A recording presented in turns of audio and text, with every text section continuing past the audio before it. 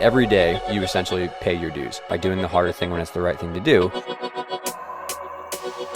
Talk about going into season. A lot of athletes are coming up on their state meet. They're like in that super stressed out, I have to qualify or whatever, that whole postseason feeling. I would love to know your opinion on the type of culture that allows athletes to go in, be happy, and be successful. Like, what can coaches do to set their teams up for that in postseason? Yeah, absolutely. It's an ever changing and ever moving target to try to make that kind of strike that perfect balance of reaching competitive performance progress, but also keeping people happy and healthy and stuff. And always what I've learned when it comes back to everybody has to remember that there are humans first and gymnasts second, right? Like, and the biggest thing for me that always gives people the safety net to fail in a controlled setting, or to feel as though the world won't end if they don't have a great performance, is to realize that they're humans and that things are infallible and that things always kind of get off sometimes. And so we have unconditional 100% love and support for the athletes that we work with, independent of their competition results. Do they want to compete well? Do we want them to compete well? Of course we do. We train super hard.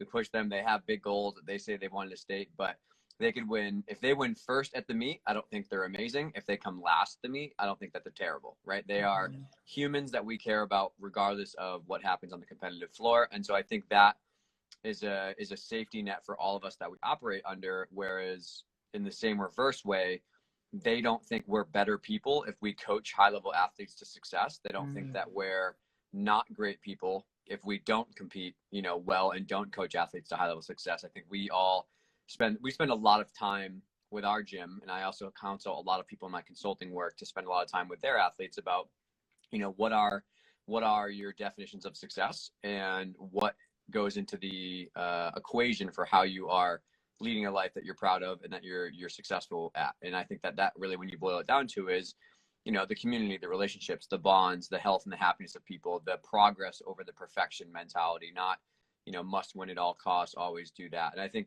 that as a foundational setting allows people to have a lot more open-mindedness to conversations around how hard do we want to work, how can we get there. When you're in my experiences, when you're in the really, really hard pockets of training, the long weeks, the grinds, the long days, you rest on the people around you supporting you to get there.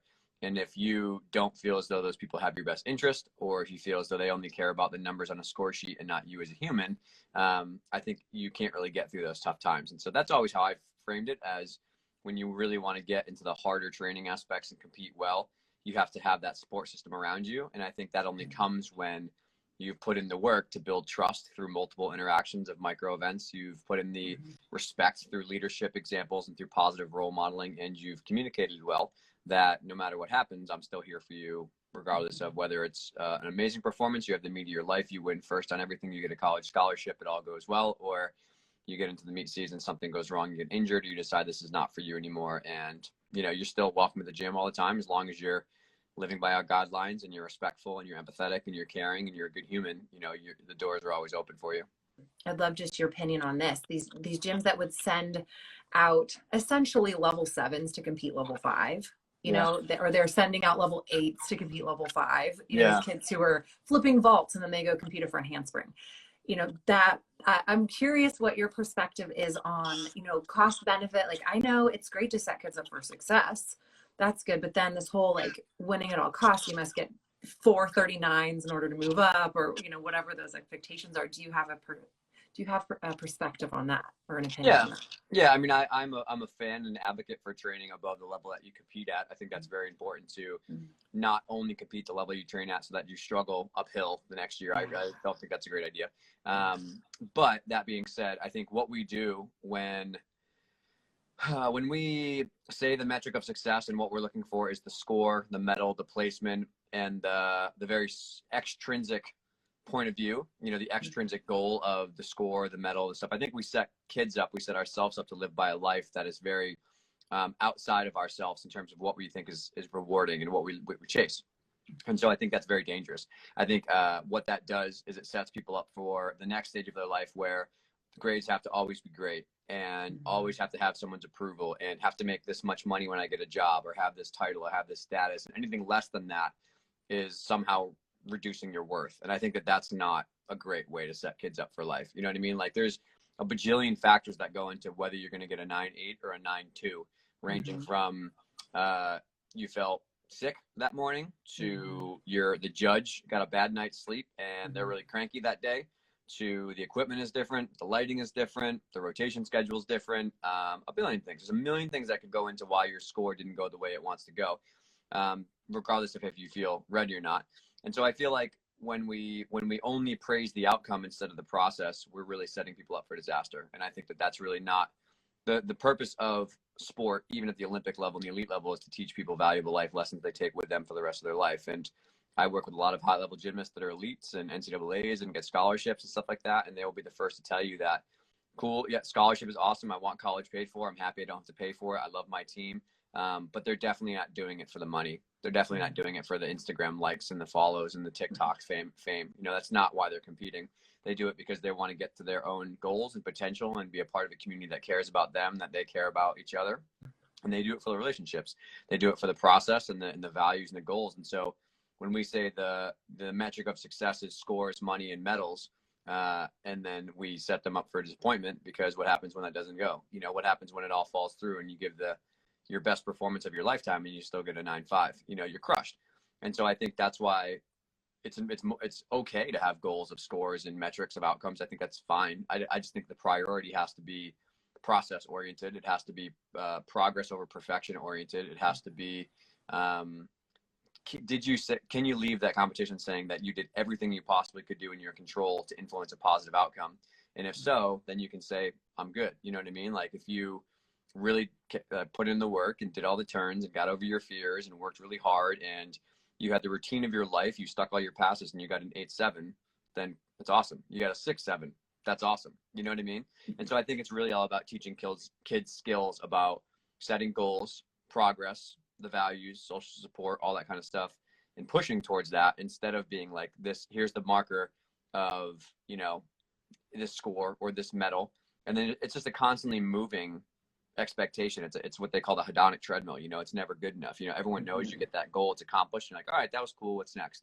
You know, so you're constantly chasing this never ending, unrelenting standards. And I think that's really not a healthy message to teach kids at a young age. If you can't find your own grounding and peace and happiness and your progress, okay, what's my next baby step from here, then no amount of, you know, money, scores, and medals will make you ultimately happy. And there's always going to be that, well, maybe I just need to get to the next level. And I think it breeds dissatisfaction into life, into jobs, into like, yeah. So I think it's super dangerous. I mean, Christina and I talked about on a podcast recently about how, like, the American dream is really a facade about, like, get this job, get this status, get this money, get this title, marry this person, get this house. Like, it's really, we see a massive mental health crisis in the adult life because of that. And I think we're putting kids on a hamster wheel of success when we say that at a younger age, get this score, get this medal, make this competition, be perfect again, make this team, make this goal. I think that what we're doing is we're conditioning them to kind of have that very external point of view success. And I think the biggest danger is that it makes everybody dependent on external things for their happiness, like you said, right? Like, you always need something else to make you happy. And instead of just being happy with, you know, doing things that you enjoy and meaningful relationships and being healthy and having meaningful activities to work towards and make progress towards, and being the best version of yourself and being the best, you know, a better version today than you were yesterday. Like, those kind of like process oriented things, I think, in the intrinsic motivation is like, yes, is it great to get a great score? Absolutely. Am I happy when I do well and a paper gets published, or when we work on a team and we get a nice objective stamp?